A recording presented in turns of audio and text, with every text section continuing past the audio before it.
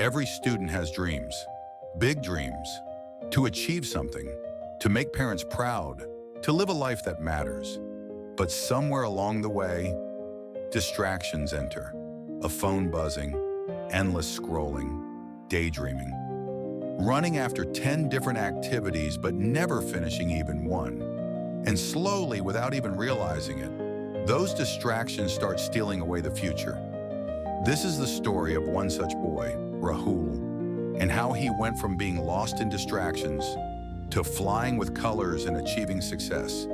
Rahul was like many young students today, bright, talented, full of potential, but he was constantly distracted. Whenever he sat down to study, his phone would buzz. Hours slipped away scrolling through social media, playing games, or lost in daydreams. He joined every activity possible, cricket, music, debates, but never gave his full focus to any of them. He was everywhere, yet nowhere. His grades began to fall. Teachers shook their heads. Parents sighed in disappointment. The boy who once had so much promise was now drifting away. The year-end results came. Rahul's performance was one of the worst in his class. The boy who once had so much potential was now seen as careless, irresponsible, lost. And deep inside, Rahul wondered, am I really this worthless? He started withdrawing, feeling low, sinking into quiet depression. That's when his teacher, Mr. Mehra, noticed. One day after class, Mr. Mehra called Rahul aside and spoke gently. Rahul, I've been watching you. You're not failing because you lack talent. You're failing because you are giving your energy to everything except your goals. Distractions are stealing your future. Do you know what makes the difference between ordinary and extraordinary people? Focus. If you can conquer your distractions, you can achieve anything. He paused, then shared a story. Long ago in the Mahabharata, Guru Dronacharya tested his students by asking them to aim at a bird sitting on a tree. He asked each one, "What do you see?" Some said the tree, some said the branches, some even said the sky.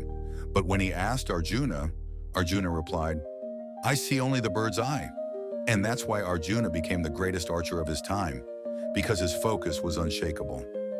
Then Mr. Mehra added softly, and focus is not just in old stories, Rahul. Think about Dr. A.P.J. Abdul Kalam. He grew up in poverty, selling newspapers as a child. He didn't have resources, he didn't have comfort, but he had one thing, discipline and focus.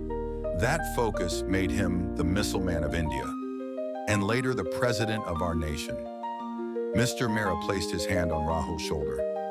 Rahul, you have the same potential inside you. You don't need to see 100 things. Just choose your one goal and give it your full attention, like Arjuna aiming at the bird's eye, like Dr. Kalam dedicating his life to science. If you do that, success will not just be possible, it will be inevitable. For the first time in months, Rahul felt a spark light up inside him. That night, Rahul looked at his phone, at the endless notifications, and switched it off. He picked up his books. For the first time, he studied with full concentration. It wasn't easy. The temptations were strong, the old habits pulled him back. But he remembered Mr. Mehra's words. Every day he pushed himself a little more. He set routines. He cut out unnecessary activities. He gave his heart and soul to one goal, improving himself. Months passed. When the final results were announced, Rahul had not just improved, he had topped the class. Teachers who once doubted him now clapped with pride. His parents, who had lost confidence, now had tears of joy in their eyes. The boy once called careless had proved everyone wrong. His dedication didn't stop there. Rahul kept up his discipline year after year.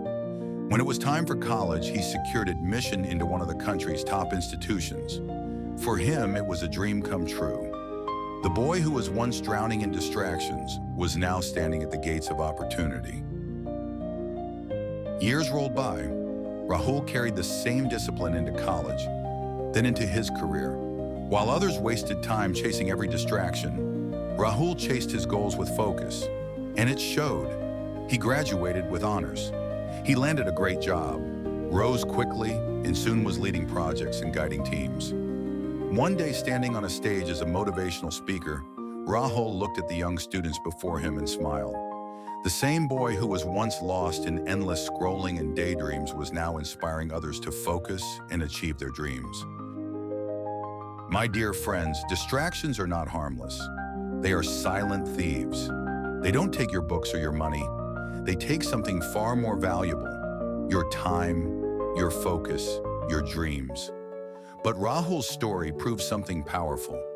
No matter how lost you feel today, with focus and discipline, you can turn your life around.